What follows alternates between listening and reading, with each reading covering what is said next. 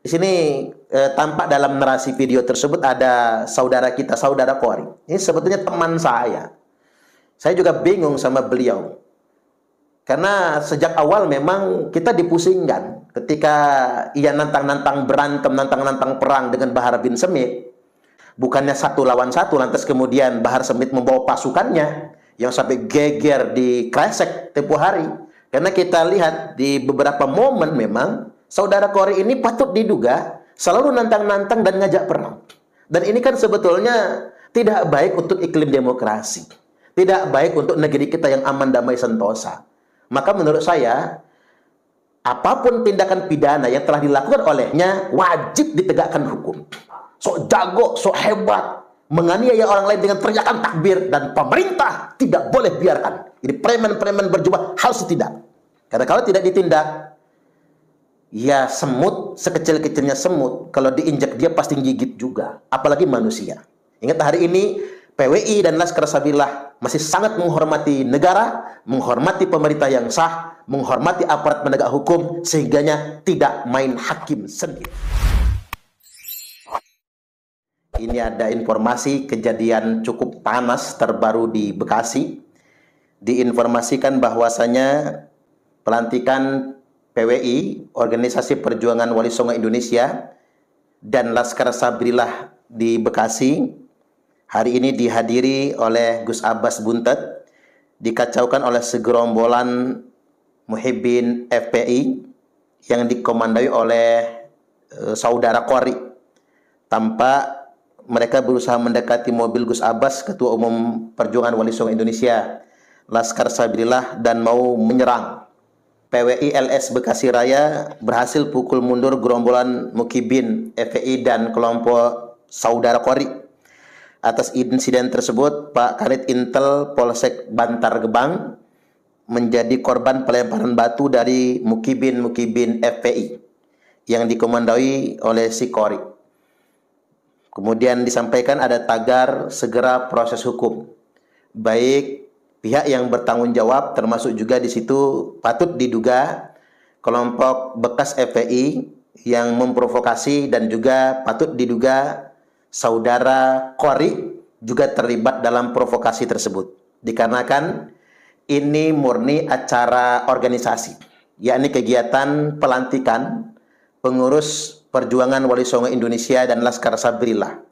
Jadi sebetulnya tidak ada hubungan dengan kelompok lain. Namanya urusan internal organisasi, kemudian menyelenggarakan kegiatan, lantas kemudian ada kelompok lain yang diduga kelompok bekas FPI, dan juga ada saudara Kori di sana yang berusaha untuk memprovokasi agar kegiatan tersebut menjadi ricuh.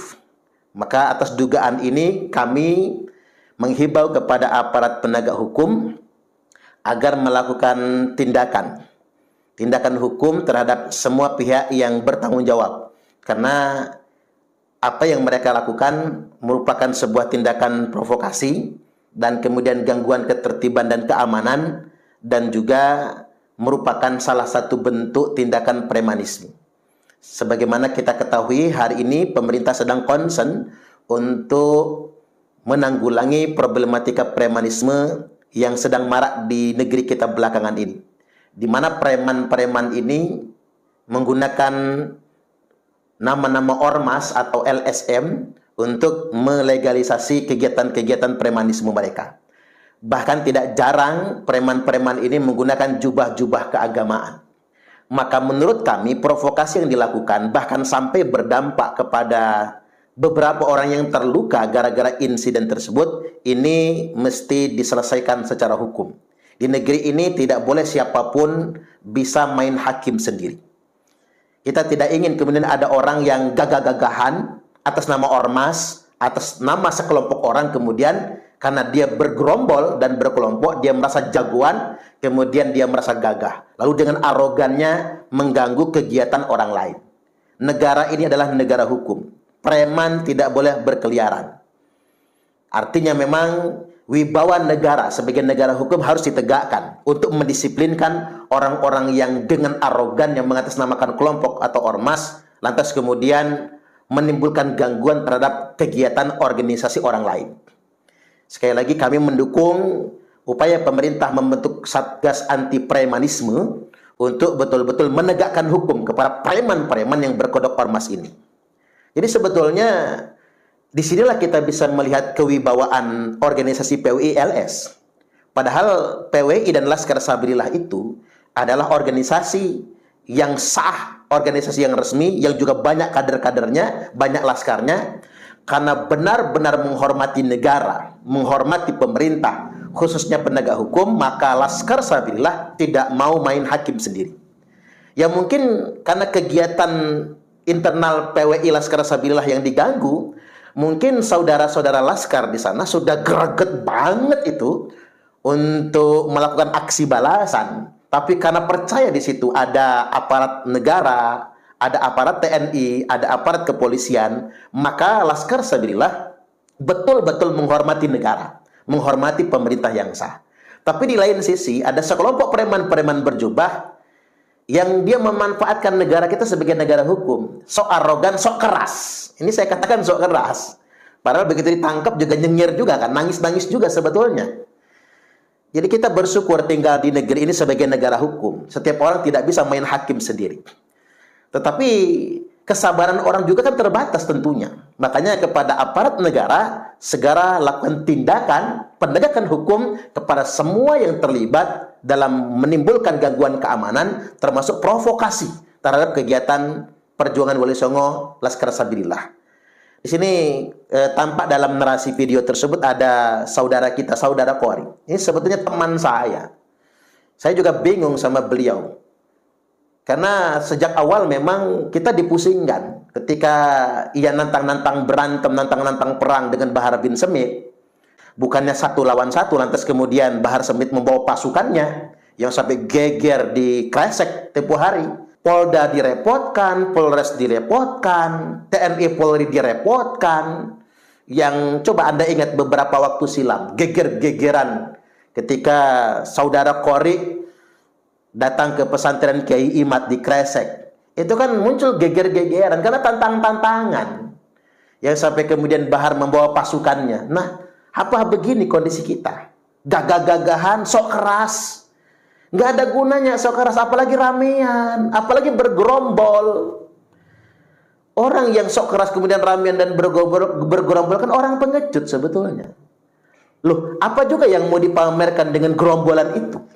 Dengan kelompok yang sedemikian rupa. Wong kita negara hukum, jajal itu yang gagah-gagahan teriak-teriak takbir Allahu Akbar, matanya mendelik melotot itu. Kalau sudah diborgol, nangis juga pada akhirnya. Nangis juga pada akhirnya. Jadi kegagahan itu cuman kamuflase. Jadi sok keras, sok berani untuk menutupi kegentaran. Namun hari ini tidak bisa dibiarkan. Harus ada betul-betul penegakan hukum. Karena kita lihat di beberapa momen memang saudara Qori ini patut diduga selalu nantang-nantang dan ngajak perang. Dan ini kan sebetulnya tidak baik untuk iklim demokrasi. Tidak baik untuk negeri kita yang aman, damai, sentosa. Maka menurut saya, apapun tindakan pidana yang telah dilakukan olehnya, wajib ditegakkan hukum. Orang kalau tidak didisiplinkan, maka dia akan menjadi tambah arogan. Selain itu juga memang negara kita sedang konsen terhadap upaya penanggulangan premanisme. Dan sering saya sampaikan bahwasanya preman itu ada 5 kategori utama. Ada preman kampung, biasanya aksi individual atau sekelompok kecil yang juga mengganggu kenyamanan dan keamanan di kampung atau di pasar-pasar tradisional misalnya. Kemudian yang kedua ada preman berkelompok, preman ormas, berkedok ormas. Namanya ormas, LSM dan lain sebagainya, tapi pada kenyataannya melakukan pemalakan, pemaksaan dan lain sebagainya. Kemudian yang berikutnya, yang ketiga, ada preman berseragam. Oknum-oknum yang berseragam resmi, tapi memanfaatkan seragamnya untuk kemudian melakukan pemerasan. Kemudian yang keempat, preman berdasi. Orang yang punya kedudukan, yang punya tanda tangan untuk melegalisasikan urusan masyarakat, urusan publik. Dia gunakan pangkat dan jabatannya untuk melakukan pemerasan. Ini juga banyak ini. Abuse of power, upaya menyalahgunakan kekuasaan. Nah, kemudian yang kelima ada istilah sebutan preman berjubah. Nah, kita dihadapkan dengan negeri yang mayoritas muslim ini, banyak orang menggunakan kamuflase jubah-jubah kemusliman, jubah-jubah keagamaan untuk kemudian menunjukkan arogansi, merasa gagah, merasa jagoan. Dia teriak bela Islam, teriak bela agama, tapi pada kenyataannya dia sebetulnya preman sesungguhnya. Itulah mengapa Nabi Shallallahu Alaihi Wasallam telah bersabda, "Abghadul ibad ilallah." Hamba Allah yang paling dimurkai, yang paling dibenci adalah man kana thawbuhu khairam min amali.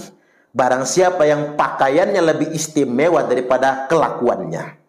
Angtakuna thiyabuhu thiyabal anbiya wa amaluhu amalal jabbarin. Jubahnya jubah malaikat, jubahnya jubah kenabian, tapi kelakuannya kelakuan preman. Mereka menggunakan imamah, baju putih, sorban dan lain sebagainya, tapi mereka meneriakkan suara, kemudian memelototkan mata, sok jago, sok hebat, menganiaya orang lain dengan teriakan takbir, dan pemerintah tidak boleh biarkan. Jadi preman-preman berjubah harus ditindak. Karena kalau tidak ditindak, ya semut, sekecil-kecilnya semut, kalau diinjak dia pasti gigit juga, apalagi manusia. Ingat, hari ini PWI dan Laskar Sabilillah masih sangat menghormati negara, menghormati pemerintah yang sah, menghormati aparat penegak hukum, sehingganya tidak main hakim sendiri.